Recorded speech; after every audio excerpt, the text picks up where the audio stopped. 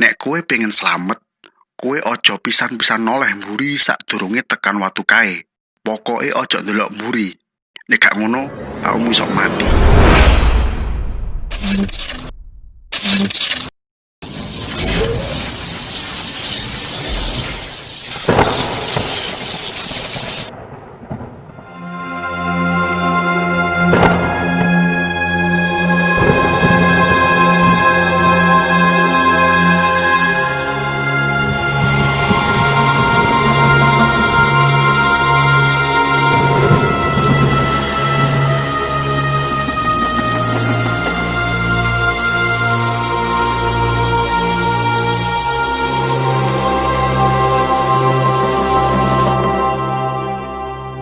Assalamualaikum warahmatullahi wabarakatuh. Selamat malam semuanya. Kembali bersama saya Indra di Lepas Tengah Malam, sebuah channel yang membahas serta menceritakan kejadian mistis dan cerita horor yang berdasarkan cerita nyata. Apa kabar kalian semuanya? Semoga selalu sehat dan diberikan rezeki yang lapang. Cerita kali ini masih berasal dari Mas Wahyu dari Utas di Twitter tentang pengalaman mistis pendakian di Gunung Merapi. Jadi Mas Wahyu ini rupanya merupakan salah satu penulis aktif ya di Twitter. Beliau menceritakan pengalamannya, juga pengalaman-pengalaman orang lain. Buat kalian yang penasaran, bisa juga langsung follow Twitternya. Atau buat kalian yang suka dengan versi audionya, bisa pantengin terus nih di channel ini. Dan tak lupa saya ingetin nih, buat kalian yang suka dengan cerita-cerita horor, jangan lupa like, subscribe, dan nyalakan loncengnya, karena Lepas Tengah Malam bakal terus menemanimu dengan cerita horor yang menarik untuk disimak. Yuk, tanpa berlama-lama, langsung kita simak aja ceritanya. Selamat mendengarkan.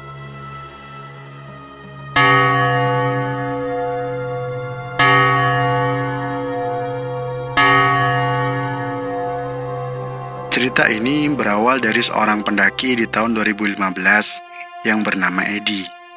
Ia mendaki ke gunung yang terkenal dengan gunung yang paling aktif di Indonesia. Yap, Gunung Merapi. Cerita ini diceritakan dari sudut pandang Edi ya. Gas langsung ke cerita. Kala itu sedang libur panjang semesteran sekolah. Aku yang baru saja naik tingkat ke kelas 12 pun ikut menikmati libur panjangku. Malam itu saat aku nongkrong di salah satu warung dekat rumahku, tiba-tiba Kosim sahabatku datang. Ayo munggah, ayo naik Merapi besok, ajak Kosim kepadaku. Hah? Gila Kosim, ngajak daki kok mendadak? Sama siapa aja? Tanyaku. Aku sama Ali, jawab Kosim. Besok aku berangkat pagi-pagi ke Selo, langsung naik ke Pasar Bubrah, tambah Kosim. Memang gila kalau pergi sama kamu. Aku besok ada kerjaan dari bapakku. Aku gak bisa kalau pergi pagi-pagi, kataku. Gini aja deh Ed, kamu kan sudah sering mendaki sampai kemana-mana. Aku sama Ali naik duluan ke Pasar Bubrah. Aku sama Ali nanti camp di situ.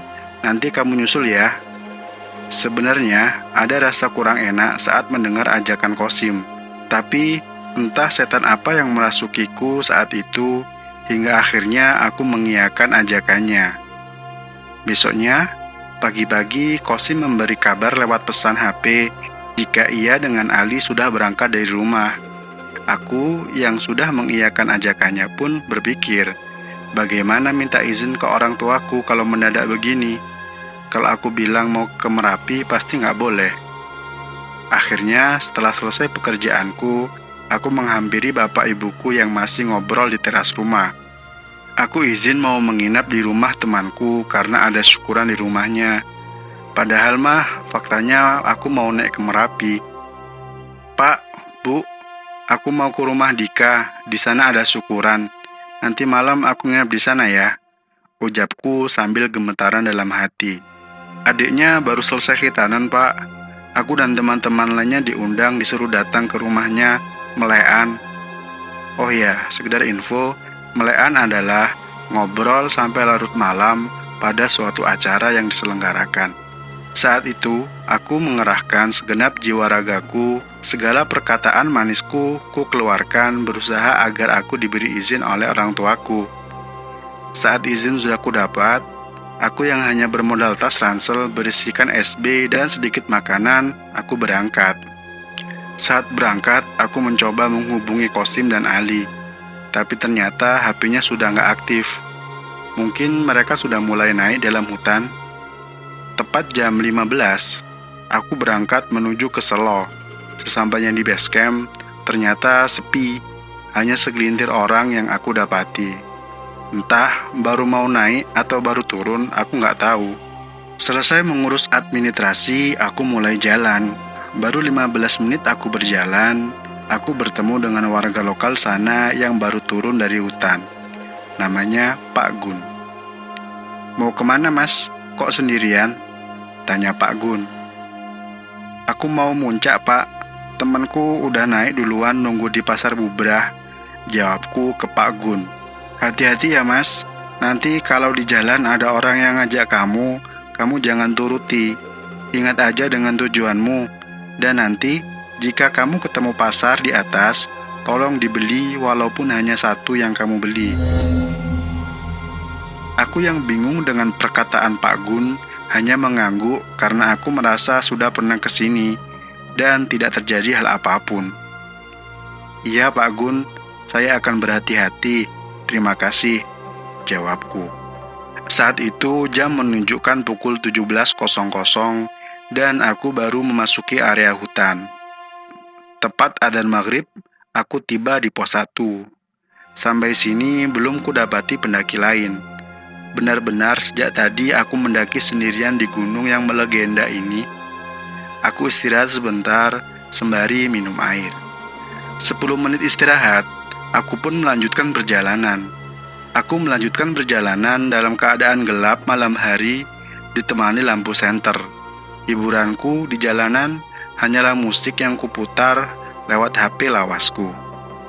Ingin ku mengobrol sendiri untuk menyairkan suasana saat itu, tapi aku takut kalau tiba-tiba ada yang menjawab di tengah hutan seperti ini.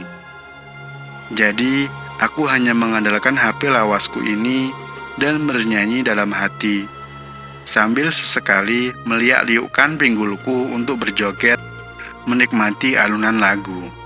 Setengah perjalanan menuju pos 2, masih kulewati seorang diri. Hingga akhirnya, aku melihat pendaki perempuan istirahat di tepi jalur. Saat melihatnya, nampak ia seorang diri tanpa ada pendaki lain yang menemani.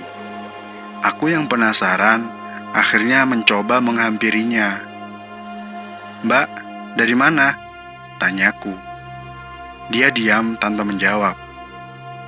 "Mbak, sama siapa? Teman-temannya di mana?" tanyaku lagi. Lagi-lagi ia hanya diam.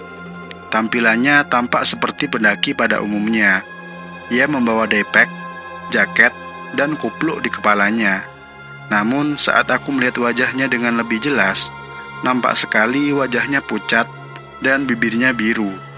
Perasaanku mulai tidak karuan melihatnya, dan rasa takutku seketika muncul. "Mbak, aku duluan ya. Nanti kalau ada temannya di atas, aku panggilkan," ucapku kepadanya. Perempuan itu hanya diam dan mengangguk. Agak jauh berjalan, aku kembali menoleh ke belakang. Dan ternyata, perempuan itu nggak ada lagi di sana. Buset, pergi kemana perempuan tadi? Cepet banget hilangnya, ucapku sendirian saat menyadari kejadian itu. Langkahku bercepat sedikit lari, gak peduli nafasku ngos-ngosan. Lelah hanya kutahan, karena pikiranku hanya cepat-cepat ingin pergi jauh dari tempat itu.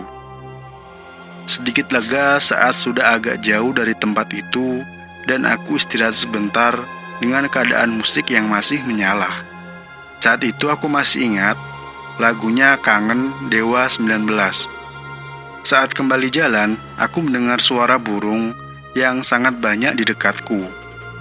Saat ku perhatikan, tak tampak ada burung di sekitarku. Aku terus berjalan ditemani riuhnya suara burung, hingga akhirnya langkahku kembali tertahan lagi. Aku terkejut dengan apa yang kulihat tepat di depanku. Aku melihat ada gubuk berdiri di depan sebelah kiri tepi jalur. Gubuknya seperti umumnya gubuk di kampung-kampung. Di situ nampak duduk seorang laki-laki tua, berpakaian Jawa seperti sedang menunggu di kawasan itu. Dengan hati-hati aku melangkah hingga sampai sedikit melewatinya. Tiba-tiba aku terkejut karena orang tua itu memanggilku. Bulu kuduku di sepanjang tangan berdiri saat mendengar suara itu. Suaranya pelan, tapi terdengar sangat besar. "Arep nandi kowe? Saka ngendi asalmu? Meh opo kowe nang kene?" Yang artinya, "Mau kemana, Le? Dari mana asalmu?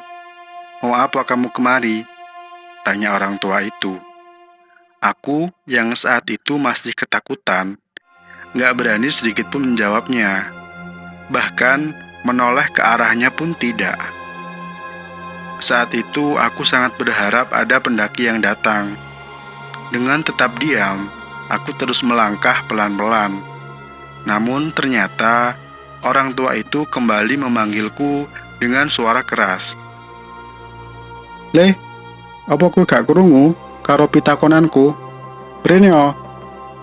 Yang artinya, "Le, apa kamu gak mendengar pertanyaanku? Kesinilah," ucap orang tua itu.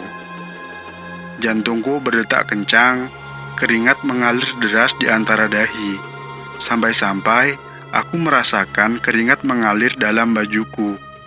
Bulu kuduku masih berdiri karena saking ketakutannya aku saat itu. Bayangkan saja, aku menemukan hal-hal aneh sedari tadi, dan aku mendaki seorang diri. Dengan mengumpulkan sedikit-sedikit keberanianku, aku memutuskan menghampiri orang tua itu daripada terjadi hal buruk saat aku memilih melanjutkan perjalananku. Aku berdiri di dekat gubuk itu dengan kepala menunduk. Tak ada sedikit pun keberanianku untuk melihat wajahnya. Dia kembali memberi pertanyaan yang sama. Dengan tertatih, aku menjawab, "Kulo ajenge melampah mendaki dateng Pasar Bubrah. Dateng mriku, kulo sampun dientosi rencang-rencang. Kulo namung ajeng mendaki, Mbah. Dateng mriki boten macem-macem."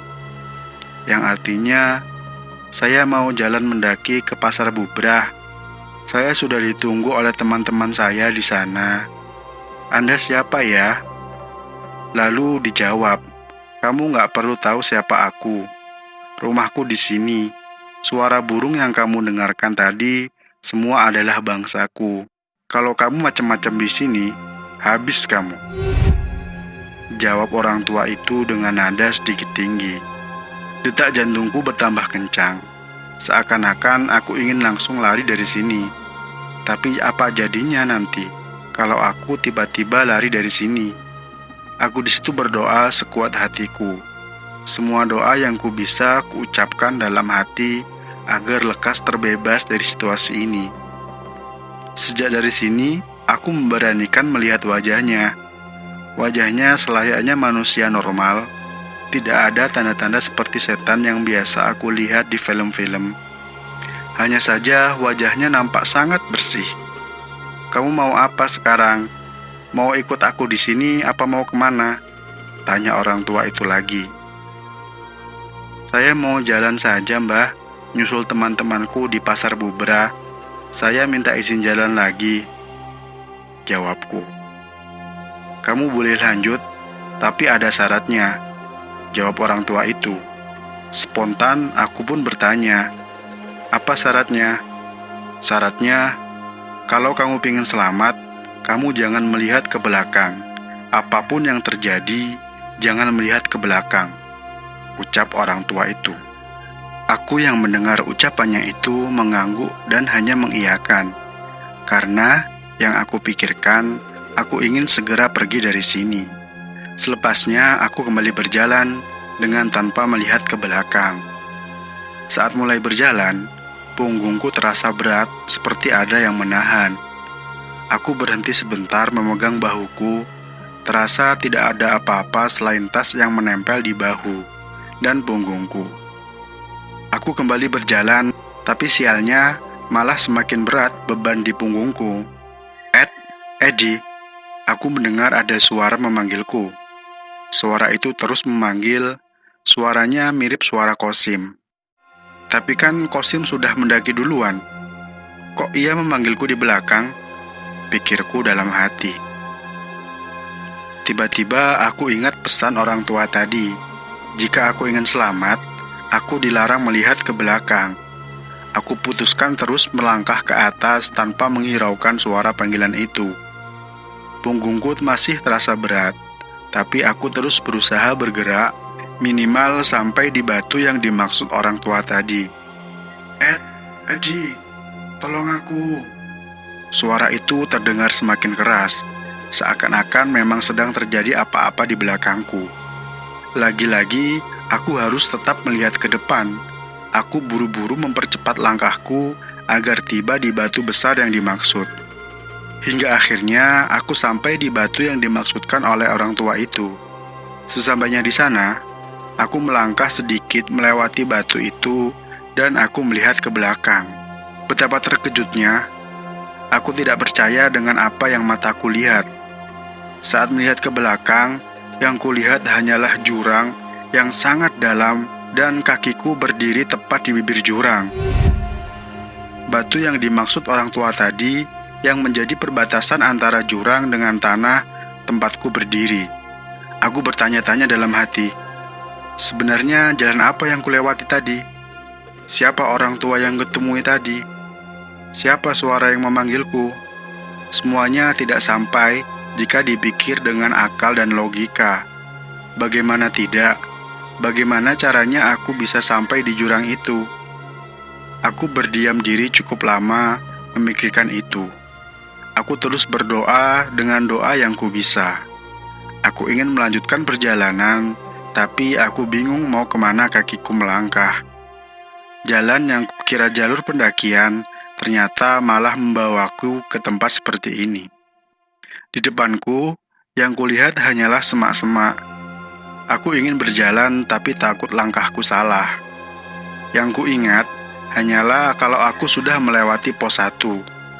Malam itu, pukul 21.00, tanpa ku sadari ternyata HP lawasku sudah mati. Tiba-tiba kabut datang, hanya saja tidak terlalu tebal. Jadi aku masih bisa melihat, walaupun tidak sejelas tadi. Saat itu aku berpikir, kalau aku harus segera bergerak dari sana. Tidak mungkin kalau aku terus-terusan berdiam diri di sini. Oh iya, sejak sampai di batu tadi, badanku sudah normal kembali.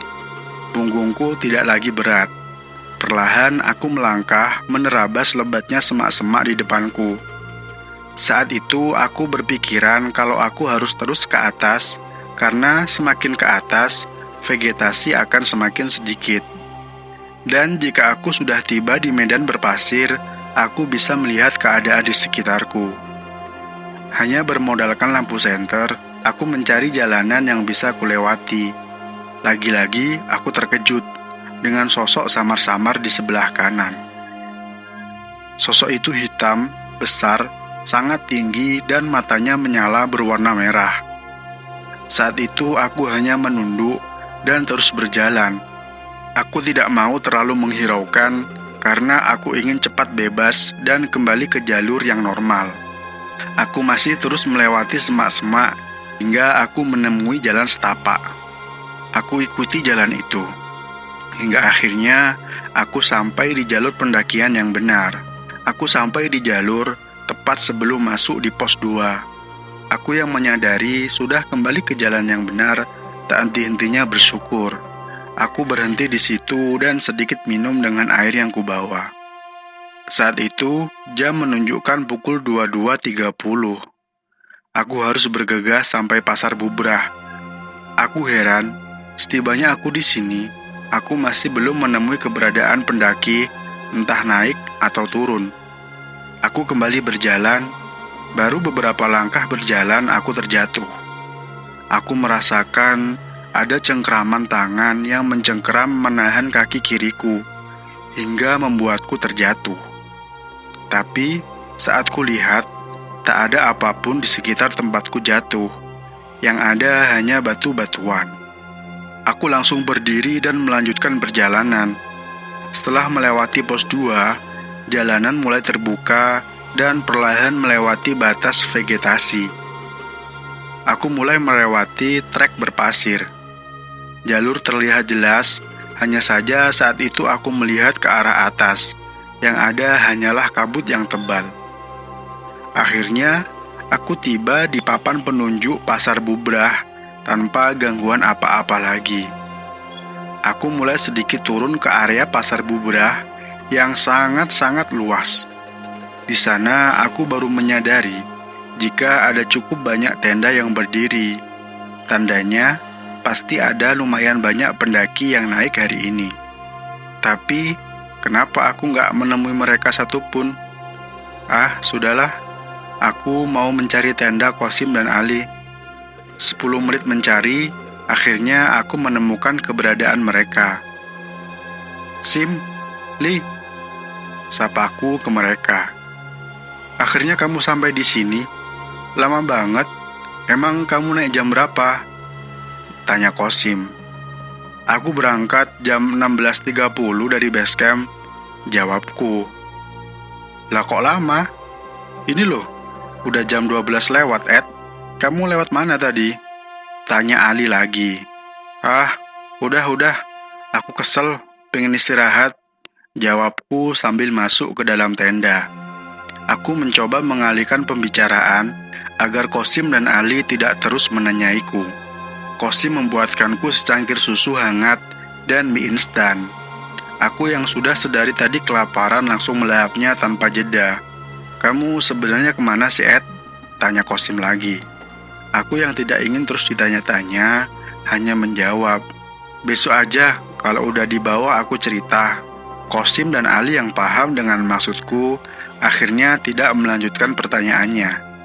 Singkat cerita, kami semua tidur karena rencana akan naik ke puncak kalau ada barengan dari pendaki lain. Jam menunjukkan hampir pukul 1.30 pagi, dan kami baru mulai tidur. Saat tidur, aku tidur di tengah, sementara Ali dan Qasim di pojok kanan dan kiri dalam tenda. Ed, bangun. Kamu denger nggak dari tadi? Tanya Ali yang tiba-tiba membangunkanku. Ada apa sih, Lili? Kamu kok nggak pengertian banget? Temanmu ini loh lagi kecapean. Ucapku ke Ali sambil sebal. Ali bercerita jika sedari tadi ia mendengar suara banyak orang berjalan di sekitar tenda ini. Dengar apa? Aku nggak tahu. Sejak tadi aku tidur nggak dengar apa-apa. Jawabku karena memang tidak mendengar suara apa-apa. Sudah, Toli, mungkin kamu ngelindur. Tidur aja lagi. Jawabku sambil kembali memejamkan mata karena memang aku benar-benar kelelahan setelah semalaman berjalan. Baru saja aku memejamkan mata, tiba-tiba aku dikagetkan dengan suara gamelan di luar tenda. Ali kembali membangunkanku. Nah, itu Ed, kamu dengar nggak? Tanya Ali. Ali juga membangunkan Qasim saat itu. Qasim yang baru bangun ikut mendengar dan bertanya tentang suara yang didengarnya.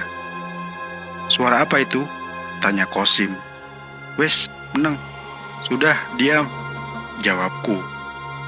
Kami bertiga diam dan saling tatap di dalam tenda sambil menunggu suara gamelan itu hilang.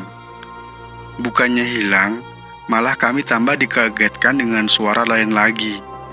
Kami mendengar suara langkah delman dengan suara gantungan kerincingannya yang khas. Dan berbarengan dengan itu, keadaan di luar tenda berubah menjadi ramai seperti pasar. Suara ramai orang-orang sangat jelas. kami bertiga dengarkan dari dalam tenda. Lagi-lagi kami masih diam dan saling tatap. Saat itu aku teringat dengan pesan Pak Gun saat di awal pendakian tadi. Pesannya berisi jika aku menemukan pasar di atas, aku harus membeli salah satu barang di sana. Aku yang bingung akhirnya menceritakan pesan Pak Gun ini kepada Kosim. Sim, Li, waktu aku naik tadi aku ketemu dengan orang tua, namanya Pak Gun. Aku diberi pesan, jika kita ketemu pasar di atas, kita harus beli barang dari pasar itu, ucapku kepada mereka. Gila kamu, Ed. Kita aja nggak tahu apa yang terjadi di luar. Kok kamu malah ngajak aneh-aneh? Jawab Kosim. Lah gimana, Sim? Aku diberi pesan dari Pak Gun seperti itu, jawabku. Aku yang sudah pernah Merapi sebelumnya, baru kali ini mendapati kejadian aneh seperti ini. Kami yang sedang mengobrol, tiba-tiba dikagetkan dengan tali tenda kami seperti ada yang menyenggol. Tidak cukup sampai di situ, tenda kami dari belakang seperti ada yang meraba-raba. Saat kami perhatikan dari dalam tenda, nampak jelas yang meraba adalah tangan yang entah tangan siapa. Benar-benar tenda kami saat itu seperti berada di tengah keramaian. Firasatku, aku harus menjalankan pesan dari Pak Gun, agar semua ini cepat berhenti. Aku memberanikan diri mengajak Ali dan Kosim keluar tenda untuk melihat apa yang terjadi. Enggak, aku nggak berani, jawab Kosim. Gini loh Sim, Li, kita berdoa aja. Insya Allah nggak terjadi apa-apa. Ini kita kalau nggak keluar, sepertinya akan terus diganggu, jawabku menjelaskan. Percayalah padaku, aku dapat pesan seperti itu dari Pak Gun.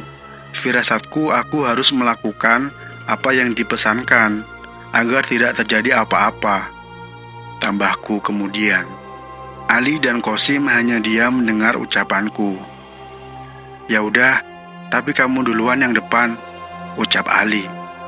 Aku yang mendengar ucapannya langsung bergegas membuka tenda. Ketika tenda kami buka, kami disambut dengan dinginnya kabut malam. Angin yang kurasakan di malam ini begitu mencekam. Aku melihat jam menunjukkan pukul 3.20. Artinya, baru 1 jam yang lalu kami tidur. Akhirnya kami bertiga keluar tenda bersama-sama dengan membawa lampu senter yang kami bawa. Apa ini mimpi? Tempat ini kok ada pasarnya di atas gunung kayak gini? Tanya Ali yang kaget dengan apa yang dilihat dengan matanya. Aku hanya diam dan tidak menjawab. Saat aku melihat Kosim, ia nampak sekali ketakutan. Aku memperhatikan semua keadaan saat itu. Banyak sekali orang berjualan dan orang-orang di dalamnya mengenakan pakaian orang desa zaman dulu. Aku tidak percaya dengan semua ini. Rasanya tidak nalar jika ada pasar tumpah di atas gunung seperti ini. Herannya, aku juga melihat beberapa tenda pendaki yang berdiri di antara pasar ini.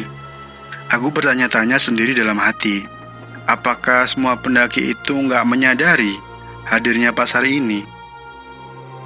Sudahlah, aku harus fokus menjalankan pesan Pak Gun dengan cepat dan langsung masuk ke dalam tenda lagi. Aku masih memperhatikan keadaan. Kali ini aku memperhatikan barang apa yang dijual di sini. Yang dijual semuanya normal selayaknya pasar yang ada di kota dan di desa-desa. Tapi pandanganku dialihkan dengan salah satu lapak yang dijaga seorang nenek-nenek. Di sana, ia menjual daging segar. Saat kulihat dengan seksama, nampak daging itu berbentuk tangan dan kaki seperti kaki tangan manusia. Sontak, aku beristighfar melihat itu. Tak mungkin aku membeli daging dagangan nenek itu. Aku memilih tujuan lapak mana yang aku hampiri dan kubeli. Di ujung pasar, aku melihat lapak menjual sembako. Aku memutuskan ke sana. Ikuti aku, ucapku kepada Ali dan Qasim. Bismillahirrahmanirrahim. Gusti Allah Kang Maha Agung, lindungi kami semua. Pelan-pelan aku melangkah melewati tengah-tengah pasar itu. Kami bertiga saling diam tanpa mengeluarkan kata-kata. Aku perhatikan lagi lebih dekat orang-orang di sana. Wajah mereka pucat, seperti wajah pendaki perempuan yang kutemui di atas pos 1 tadi. Ali dan Edi masih mengikuti di belakangku. Akhirnya, aku sampai di lapak yang aku tuju di situ, yang jual anak laki-laki, jika kuperkirakan berusia 12 tahun. "Tumbas nopo, Mas?" tanyanya dalam bahasa Jawa. "Beli apa, Mas?" Ia berbicara dengan nada lemas dan raut mukanya datar menyeramkan. Aku menelan ludahku sendiri saat melihatnya. Aku terus berdoa dalam hati. Aku melihat-lihat apa yang bisa kubeli. Di situ ada mie instan, air mineral, dan makanan lainnya. Dengan cepat, aku memutuskan mie instan yang akan kubeli. "Niki pinten, Dek?" Yang artinya, "Ini berapa, Dek?" tanyaku sambil menunjuk mie instan. 3.000, Mas, jawabnya lagi. "Aku beli 2 ya, Dek," jawabku.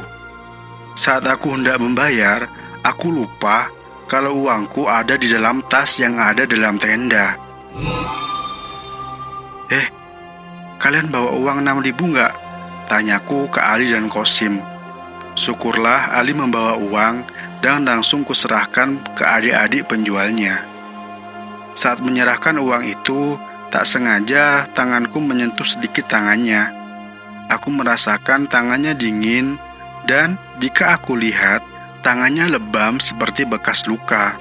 "Matur nuwun Gimas," ucap adik itu. Lagi-lagi dia mengucapkannya dengan wajah seramnya itu. "Sama-sama, Dek," jawabku. Aku sudah membeli barang dari pasar ini, dan sekarang aku harus lekas kembali ke dalam tenda. Kami bertiga berbalik untuk kembali ke tenda. Kami bertiga terkejut. Banyak orang-orang di antara mereka yang memperhatikan kami bertiga. "Gimana ini nasib kita?" tanya Ali dengan ketakutan. "Ayo, doa aja jangan putus. Sudah, ayo jalan. Kita nunduk aja." Nunduk sambil bilang amit, yang artinya permisi dalam bahasa Jawa jika berjalan di depan orang tua atau di depan orang yang kita hormati. Aku mulai melangkah diikuti Ali dan Qasim bersampingan di belakangku. Tak sedikit pun aku menoleh ke kanan kiri. Aku hanya fokus melihat ke bawah, menunduk, dan sedikit membungkukkan badan sambil berjalan. Suara gamelan yang kami dengar sejak di tenda masih menggema sampai sekarang. Kabut yang menyelimuti pasar ini juga masih ada hingga sekarang. Benar-benar, malam itu aku merasa ada di alam lain yang entah alam apa. Saat hampir sampai tenda, langkahku terhenti. Aku melihat sosok hitam besar yang aku lihat saat tersesat semalam. Sosok itu memperhatikan kami dengan mata merahnya yang menyala. Tak henti-hentinya aku melantutkan doa yang bisa kuingat dalam hati. Saat tiba di depan tenda, Ali dan Qasim mendahuluiku masuk ke dalam tenda. "Oh, bocah sialan," ucapku ke mereka. Perlahan aku masuk ke dalam tenda agar lekas lepas dari situasi ini. Astagfirullahaladzim, astagfirullahaladzim. Aku mendengar Qasim tak henti-hentinya beristighfar. Aku melihat Ali langsung minum di dalam tenda. Kami bertiga masih belum percaya dengan apa yang kami lihat tadi di luar tenda. Mie instan yang kubeli barusan aku simpan di dalam tenda dan kuberi tanda agar tidak tertukar saat aku akan memasaknya pagi nanti. Jam menunjukkan pukul 4 pagi. Suara gamelan dan gemuruh keramaian masih menyertai kami bertiga. Hingga akhirnya kami mendengar lantunan adzan subuh yang mungkin dari pemukiman di bawah. Perlahan, suara gamelan dan suara gemuruh keramaian hilang. Kami bersyukur saat keadaan kembali normal. Kami cepat-cepat bersiap sholat di dalam tenda. Setelah sholat, kami berusaha tidur lagi. Dalam tidurku, aku bermimpi didatangi oleh kakek-kakek yang memakai jubah putih. Di situ ia mengatakan ingin menuntunku. Ia berpesan dan memintaku lekas turun sebelum gelap tiba. Jam 8 pagi aku bangun. Kulihat pintu tenda sudah terbuka. Ternyata Ali dan Kosim sedang memasak di depan tenda. Pagi itu kami lewati selayaknya pendaki pada umumnya. "Muncak enggak?" tanya Kosim. "Wadah, nggak usah. Ayo turun aja," ajakku. "Iya, turun aja Sim," jawab Ali yang juga minta langsung turun. "Ya sudah, kita turun aja. Firasatku juga nggak enak," ucap Kosim. Aku lega saat Ali dan Kosim satu suara denganku untuk langsung turun gunung setelah ini. Kami membuat susu hangat, masak mie instan dan sosis pagi itu. "Mie yang tadi beli gimana, Ed?" tanya Ali menanyakan mie instan yang kami beli di pasar tadi. "Nggak usah dimasak, tak bawa turun aja. Aku takut ada apa-apa jika kita memakannya," jawabku. Selesai makan, kami langsung packing, bersiap turun. Aku melihat beberapa pendaki samit ke puncak dan ada yang hanya di tenda. Aku bingung dan menyimpan tanya dengan kejadian semalam. Apakah pendaki yang lain juga merasakan kejadian yang kami alami? Sebelum turun gunung, kami bertiga berdoa bersama. Saat turun, aku paling depan, sementara Kosim paling belakang dan Ali di tengah. Kami turun dengan sangat hati-hati. Setelah banyak hal terjadi menimpa kami, semua kembali normal. Rasa-rasanya setelah kejadian semalam, sejak aku disesatkan hingga kejadian pasar semalam, aku menjadi peka dengan keberadaan makhluk gaib di sekitarku. Saat memasuki pos 1, kami disambut dengan bau busuk, hingga Kosim hampir muntah karena saking busuknya bau itu. "Bau apa ini?" tanya Ali. Aku coba cek keadaan sekitar, ternyata ada setan berkuncung yang berdiri di antara semak-semak, siang-siang bolong begini. "Hati-hati, lihat itu, ada pocong berdiri di sana. Pantas aja baunya gini," ucapku sambil menunjuk ke arah semak-semak. Wajahnya hitam dan gosong, ada nanah mengalir di sekitar wajahnya. Aneh sekali, ada setan siang-siang seperti ini. Oh iya, lupa. Aku turun gunung jam 10 pagi. Saat turun, kami hanya menemui 2 rombongan pendaki di antara pos 1 dan pos 2. Singkat cerita, kami tiba di base camp pendakian. Kami merebahkan badan beristirahat. Kami bersyukur karena sudah tiba di base camp dengan selamat. Kami tiba di bawah kurang lebih pukul 2 siang.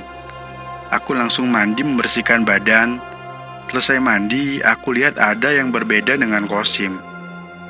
Aku lihat Kosim duduk di luar di tepi jalan. Tatapannya tak lepas dari Merapi. Saat kupanggil, ia tak sedikit pun menoleh.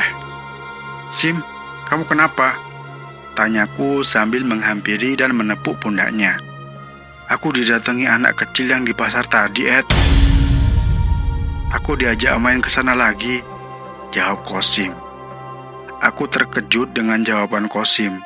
Saat itu juga, aku ajak Kosim ke dalam lagi. Aku minta Ali dan Kosim segera berkemas dan pulang ke rumah. Rencanaku seharusnya, aku ingin makan dulu di base camp sebelum pulang. Tapi gue batalkan, mengingat kondisi Kosim barusan. Singkat cerita, kami sampai di rumah kami masing-masing dengan selamat. Esok paginya, badanku terasa kurang sehat. Seluruh badanku panas, aku demam tinggi dan muntah-muntah. Saat aku ke dokter, katanya hanya sakit biasa karena kelelahan. Aku berinisiatif memastikan keadaan Ali dan Kosim. Ternyata, mereka juga merasakan hal sama sepertiku. Mereka berdua sakit panas, demam tinggi. Mungkin kalau kata orang Jawa bilang namanya sawanen. Yang ku tahu, sawanen adalah reaksi tubuh setelah ketemu hal gaib. Biasanya orang tersebut akan jatuh sakit. Kami bertiga saling berkomunikasi lewat pesan di HP. Kami saling memberi saran selain menggunakan obat, agar setelah ini kami perbanyak lagi ibadah dan berdoa agar badan kami lekas sehat. Beberapa hari setelahnya, kami bertiga kembali sehat dan bisa beraktivitas seperti biasa. Pesan yang bisa penulis sampaikan adalah, selain fisik, mental adalah hal utama dalam mendaki. Sekuat apapun fisikmu, jika mendaki tidak disertai dengan mental, kalian tidak akan tahu apa yang akan dilakukan jika menemui hal-hal yang di luar nalar. Percaya kepada Allah adalah hal yang utama. Beribadah dimanapun kita berada sudah menjadi kewajiban. Dan berdoa adalah cara manusia berkomunikasi dengan penciptanya. Saat di gunung, jangan lepas dari Allah, jangan lalai dalam beribadah, dan jangan berhenti berdoa. Jika semua itu sudah kita genggam, insya Allah kita akan dilindungi dimanapun kita berada. Aku yang sebelumnya belum pernah dihadapkan dengan masalah seperti ini, hanya bisa menjadikan ini semua pelajaran, agar aku semakin didekatkan dengan Sang Maha Kuasa. Ingat, setinggi apapun kita berdiri, kita harus tetap bersifat tanah. Pendakian ini tidak akan pernah aku lupakan seumur hidup. Jika ada kesempatan lagi, aku ingin kembali mendaki ke Gunung Merapi. Mari sejenak mendoakan agar Gunung Merapi lekas membaik dari status waspadanya. Amin. Oh iya, ada bagian yang lupa dijelaskan. Lanjut dikit. Setibanya kami di rumah masing-masing, aku teringat dengan 2 mie instan yang kubeli di pasar Bubrah. Aku terkejut karena yang kudapati hanyalah 2 batu dan beberapa daun yang entah daun pohon apa aku sendiri nggak tahu. Dan begitulah cerita ini berakhir.